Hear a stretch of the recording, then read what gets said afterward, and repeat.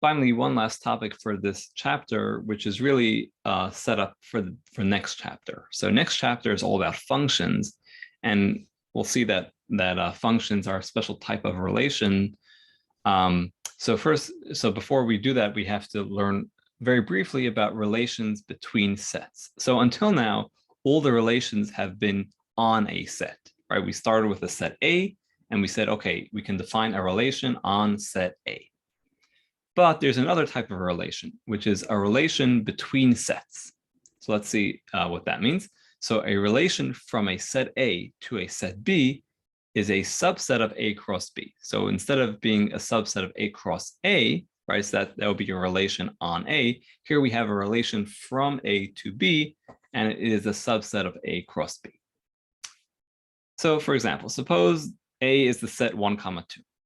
And suppose B is interesting. B is the power set of A.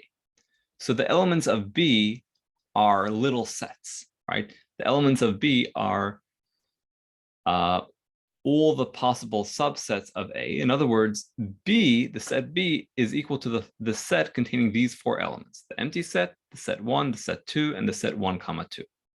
Okay, so again, we have a set A containing 2 elements. The set B has 4 elements. Here is a relation from A to B.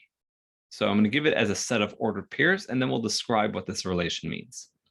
So we'll call this relation R, and here it is. So the first, here's the ordered pair. There's 1, and then the set 1. Here's 1, the number 1, and then the set 1, 2. Then here's the number 2 and the set containing 2. Here's the number 2 and the set containing 1, 2. So this is a relation from A to B. Why? Because it's a subset of A cross B. What is A cross B? It's all possible ordered pairs like this, where the first element is an element of A. Sorry, the first item of each pair is from A, and the second item of each pair is from B. Now, of course, this is not the entire A cross B. It's just a subset of it, but therefore, this thing R is a relation from A to B. So for example, let's just give an example. Using this relation R, we can say that 1 is related to the set 1, 2, right? Because we have this ordered pair here, 1, the set 1, 2. And we can also say that 2 are the set 2. Now, what does this relation represent? So really, this relation R is just simply the familiar relation is an element of for the set A. In other words, 1 is an element of this set, right? 1 is an element of this set. 2 is an element of this set. 2 is an element of this set. So this is a relation from set A to set B, and it's just saying when something of A is an element of something from B. So it gives you a relationship between A and B, and it is an element of relation.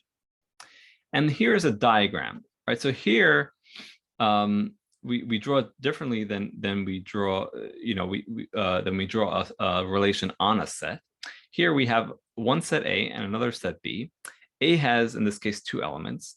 B has 4 elements, right? The empty set, the set 1, the set 2, and the set 1, 2. And we draw an arrow from elements in A to elements in B. So here we have a pair 1, the set 1.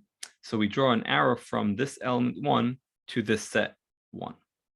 And then we have an arrow from 1 to the set 1, 2. So we draw that.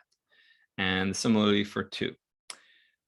Notice nothing points to the empty set because we never had the empty set in the right-hand side of a ordered pair in this relation. So it's sitting there all by itself, and that's the story. So this is a relation from set A to set B.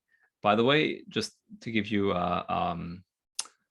taste to whet your appetite for next week, is this relation a function? This relation a function? Okay, so something to think about for next week.